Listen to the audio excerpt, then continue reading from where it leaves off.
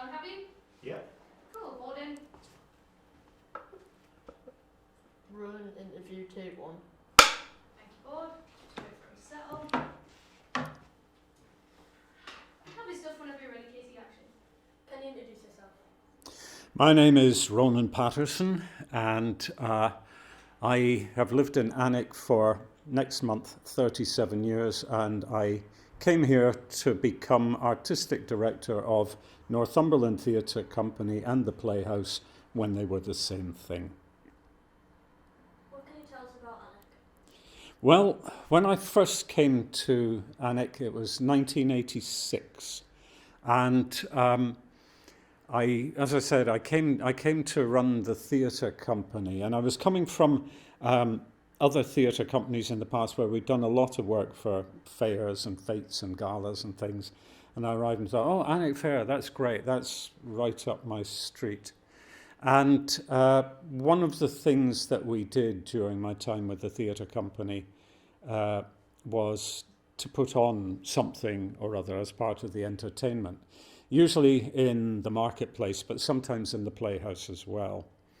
The first thing that we did, they had a big stage in the marketplace and a lot of different entertainment throughout the course of the week. And I remember the first thing that we did on the stage in the marketplace. I used to do this street theatre act. It ended up with a gag called the telepathic flame. Now, let me explain what that is. Most people think that fire eating and fire blowing are connected, but they've actually got nothing to do with each other whatsoever. So we used to set this thing up, and it was a medieval theme, so I was dressed as a crusader or something and spieling something about having learned this at the gates of Acre during the Crusades, learned it from Saracens or whatever. And what you would do is you would get some people out the audience with shields, metal shields. And I would be on one side of the stage, and my mate, a mad, wonderful performer called Denny Ferguson, was on the other side of the stage. And I would eat a flame, and then using my incredible mental powers of concentration, I would send the flame through the metal shields, and it would come out of Denny's mouth. Right? Now, okay, this is the sort of thing that lots of people, it wasn't out of keeping with what happened at Alnwick Fair. But anyway, this particular day I was spieling away, and I was getting quite carried away with myself. I thought it was going quite well. And so I started adding to it. And what you have to do, right, to eat fire, what you do is you tip your head back and you put the stick in your mouth, and the flame wraps around the stick, so it's quite small. And the second you close your mouth, the flame goes out, no oxygen. Blowing fire, you have a mouthful of paraffin and you spray it out, you go poof, like that, over a flame, and it lights. But anyway, like I say, it was going really well, and I was adding some ad-libs and I was throwing in all these other things. And I looked over and I saw Denny's eyes start to glaze over. And what had happened was he'd taken a mouthful of paraffin a bit early, and I was going on and on. He thought he'd be able to get rid of it, but I kept going on and on. He was looking at me frantically, please. And eventually I concentrated. He blew the flame. It came out of his mouth. People applauded wildly. But poor Denny had swallowed half the paraffin.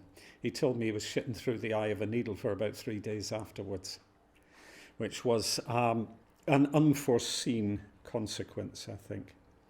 But you know, we did a number of different things. Other times, you know, we would do, for instance, like a roadshow type of event in the Playhouse. You know, songs, sketches, and things like that. And one of the gags, the last year we put on a performance in the Playhouse for Alnwick Fair was 1990, I think, and Denny was in the show again, and we used to have this thing called the human bar of iron, which is, again, what would happen is Denny would come out and I would hypnotize him, and we'd lay him across between two chairs. And he was very strong, and he would just lock the muscles in his core. And we would get people out of the audience and they would stand on him and, you know, things like that, and he wouldn't bend. and this was something. Yeah, people were quite impressed by it, but it was, of course, a complete fake. But there was one time we had this large toad-like stage manager who used to lift him around, and his name was Harold.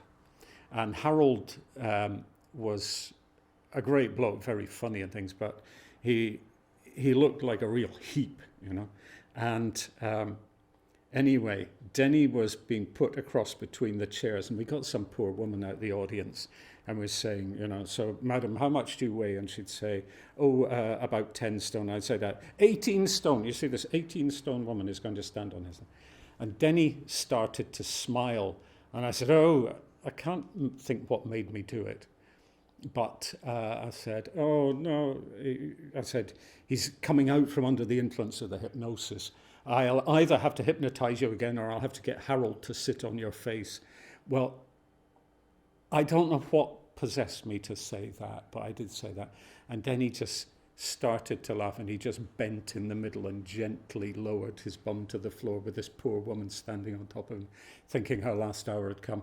But I mean, it was crazy stuff. And like I say, that was very much in keeping with the sort of entertainment. But then after I left NTC, a couple of years later, I started teaching at Newcastle College. I was training performers. And then I started seeing my graduates appearing at Alnwick Fair. And there was one guy, his name was Gary. And when Alnwick Fair was a kind of bigger event, he used to come with another guy, and they used to do these double acts in the marketplace. And it was very good, very funny. But then as things went on and times got harder, it was just him, because he couldn't afford to pay the extra person. And then one year he wasn't there, and I knew if he wasn't there, because he was a real diehard, if he wasn't there, things were on the way down. And right enough, eventually it fizzled, it faded, which was very sad.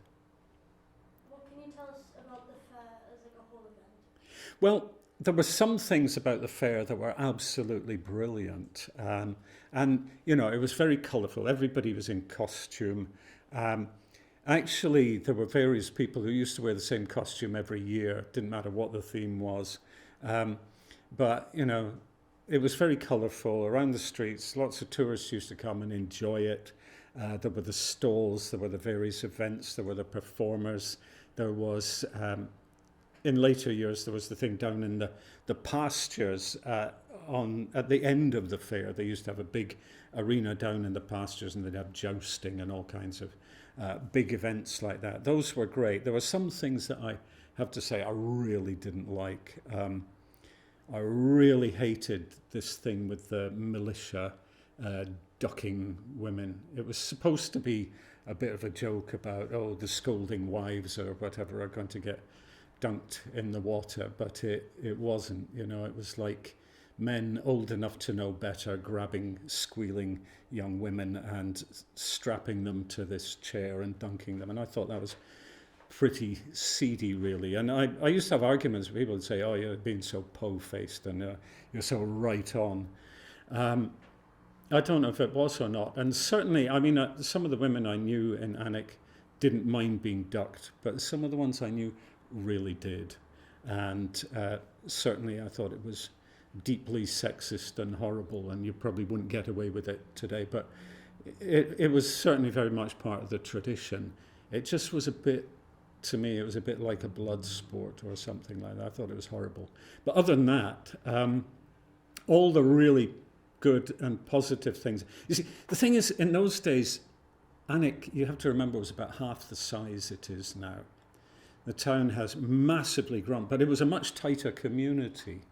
If you're standing watching a parade at Alnwick Fair, every group of people that went past, people would say hello to you, because everybody knew everybody.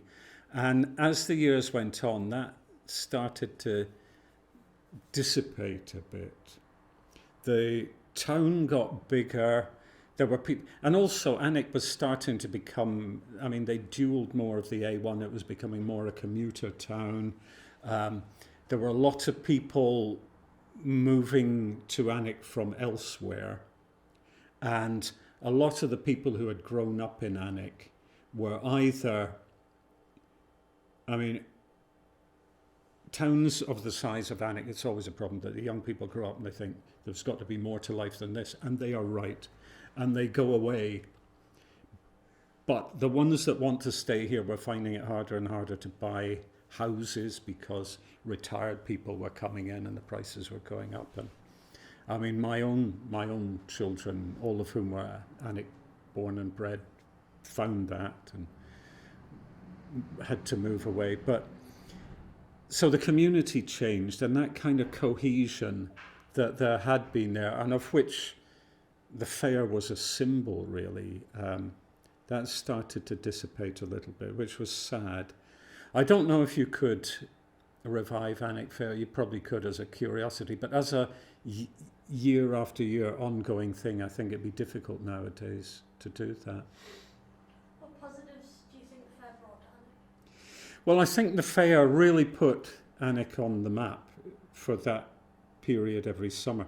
But there were other, you see, there was the music festival that we had as well. That was a great thing too. We used to get people literally from all over the world. I've seen, groups from Ukraine or groups from Korea or whatever performing in the marketplace. That was fantastic as well. But those festivals really, it brought the world to Alnwick, but it also brought lots of visitors into Alnwick who might not have come otherwise. There were things to do. This was, of course, before the castle was the entertainment zone that it now is. It was just a castle then. But the fair used to bring in lots of people. It's interesting because a lot of the stuff that used to happen at Alnwick Fair now probably is replicated really by the entertainment they have at the castle, although they didn't have broomstick flying classes at Alnwick Fair. Maybe they should have. That would have been fun. Yeah. What were your favourite events at the fair? Sorry? What were your favourite events at the fair? Like things like that? Oh, well, I suppose you probably had somebody talk so far about Dwyle flonking. That was very popular, Dwyle flonking. I mean, people would go along to it just to find out what on earth Dwyle flonking was. I always thought it could have been improved if they'd done it naked using rhubarb leaves or something to thrash each other. I don't know. Maybe that's just me. But no, I mean, they had these bizarre things that they used to do, which were kind of fun. The entertainment in the square was really the focus of it. People used to congregate in the square, and it was,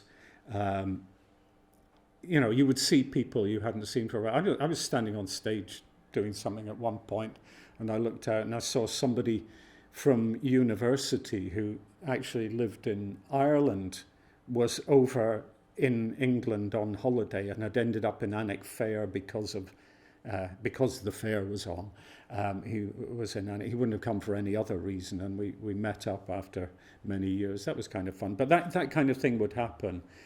People would actually make it part of their holiday to come to. I know people come now, but a lot of the tourism that we get in Alnwick nowadays, well, of course, you've got the Wrinkleys go in Cagoules go to barter books, and the families with kids go to either the garden or to the castle.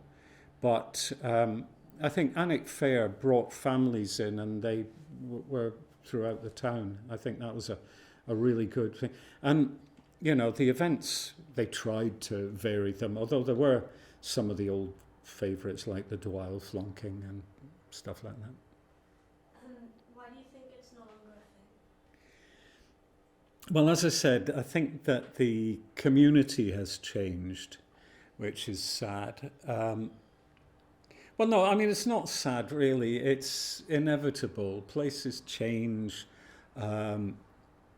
Things develop. Like I say, Alnwick is twice the size it used to be. I think it would be much harder now to have that kind of cohesion around a group. You see, in those days, the market square was shops that people used. There was like a fruiterers and greengrocers that people used. And actually, Santa's letterbox was outside the fruiterers, and kids would put their letters in. They get a card back from Santa saying, "Oh yes, I've noted the things you want for Christmas. Make sure you buy some apples and carrots for Rudolph," says the fruiterer who's answering all the Santa letters. But, you know, the square was more of a focus for people anyway.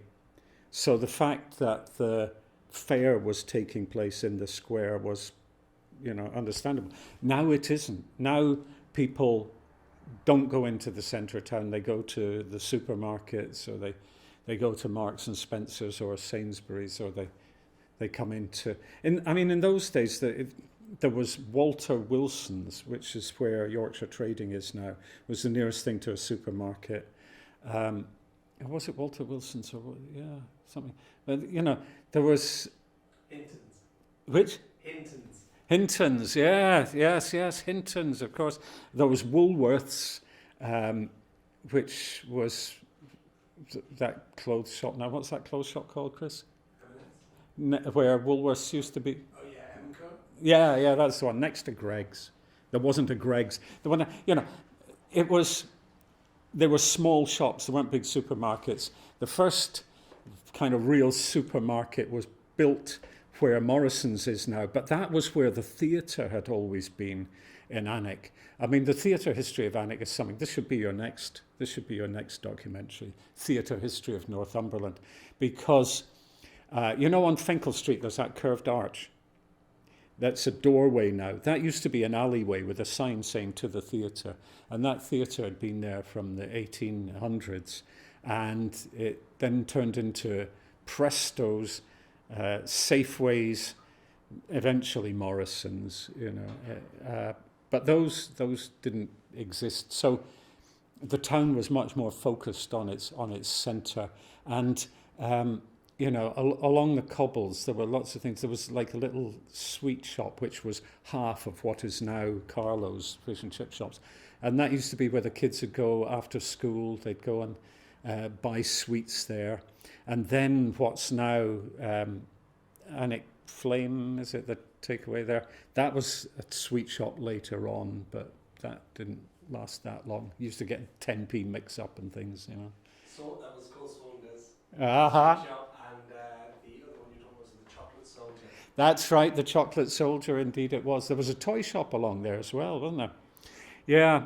I mean, but, you know, we're talking about a time when it was a town of little shops and everybody came into town to shop. Now it's a town with a much larger population, many of whom commute to work, many of whom are people who have moved in here in the last 20 years or so.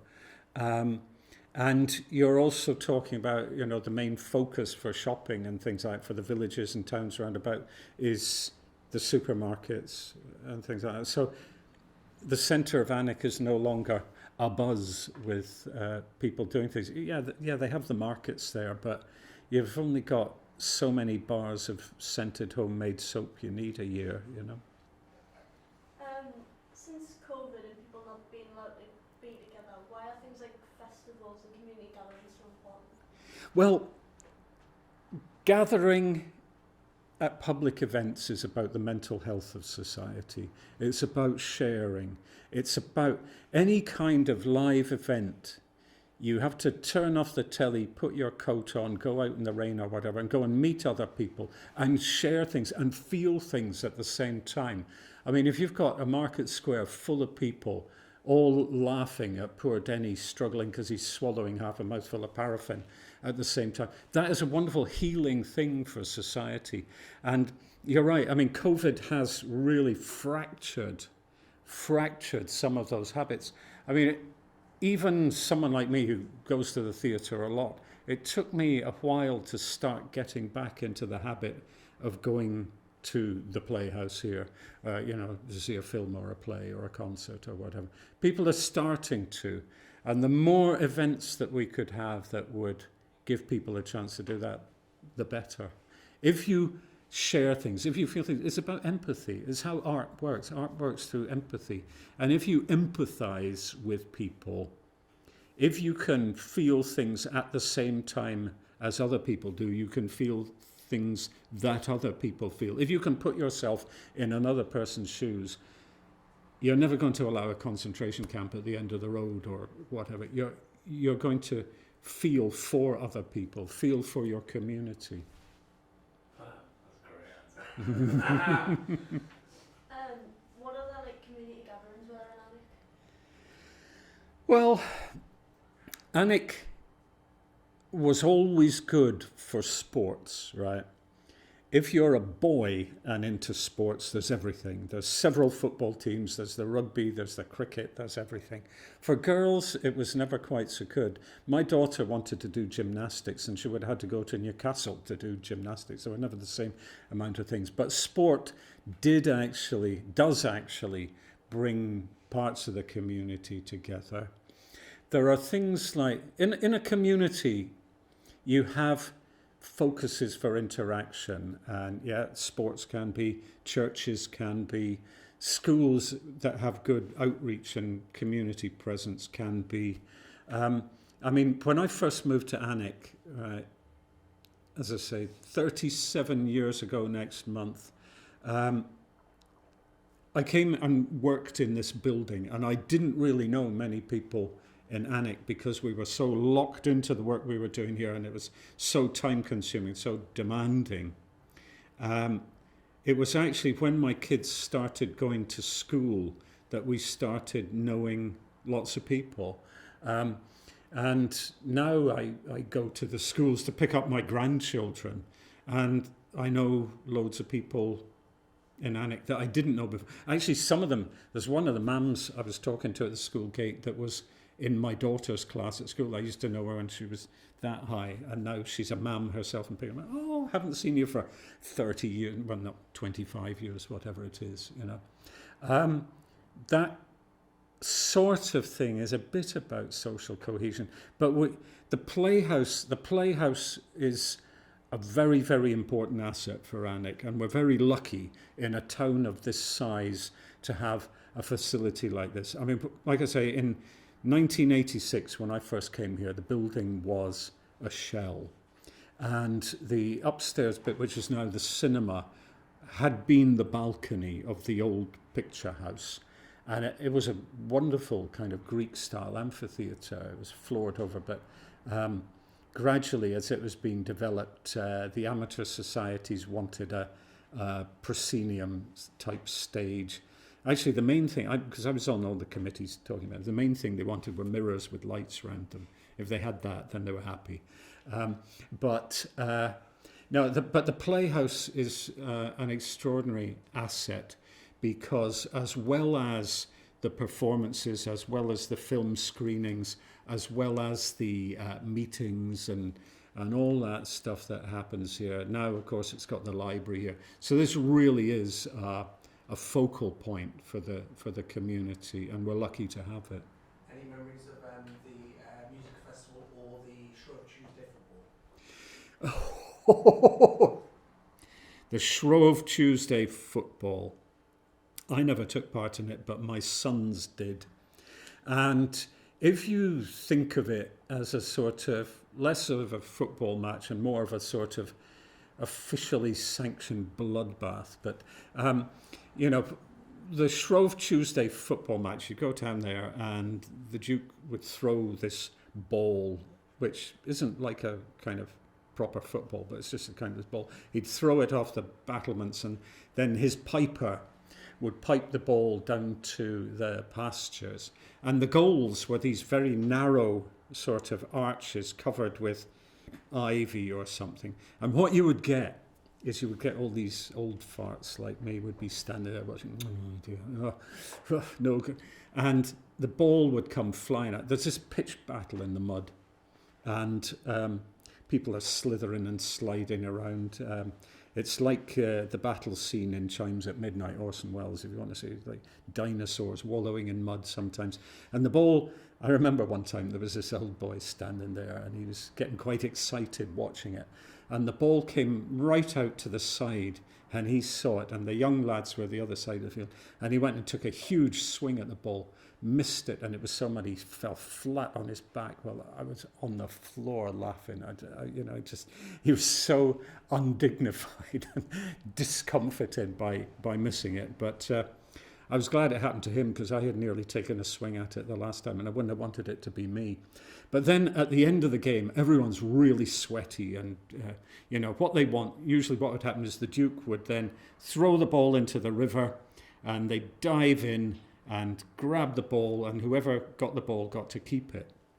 But this particular year, the Duke was there with his gang of friends. They're all standing there, and they go, "Oh, I must take my guests for a drink in the tent." So for the next half hour, he takes all the knights of the shires into a tent, and they're all quaffing and braying with laughter, while the people who've been playing the game are freezing by this stage, having got really sweaty, and it's icy cold. Then eventually he threw it, and when these guys dived in the river to get the ball out, they came out blue. I mean, I'm not kidding. If he had just thrown the ball and then let his mates go for the drink, then that would have been fine. But no, everyone had to wait for the Duke. But anyway, you might want to edit that bit out. But anyway, these chinless wonders are all braying like jackasses in the tent, swilling whiskey, while everyone, the working classes, are outside freezing, waiting to dive in the river to get the ball. But it was great. And I mean, my sons were very proud of the medals they had for it. I remember that year I'm talking about, the winning goal was scored by Rod O'Brien, who had just finished being the Duke's chef and had opened his own restaurant.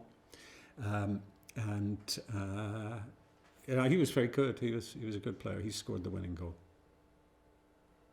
Oh, and what was the other one? Music festival. You asked me about the music festival. Oh gosh, they were. I have to pause you, Ronan. I just need to grab another card. Pause. Go.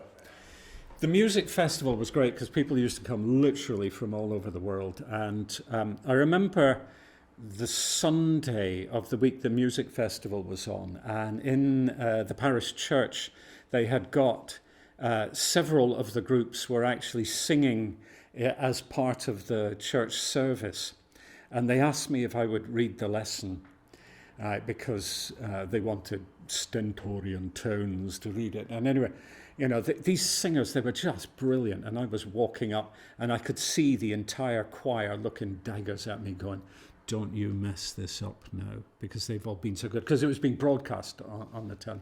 And I got up and I put on my actor voice and read something out of the Old Testament, and it worked, thank goodness. Okay.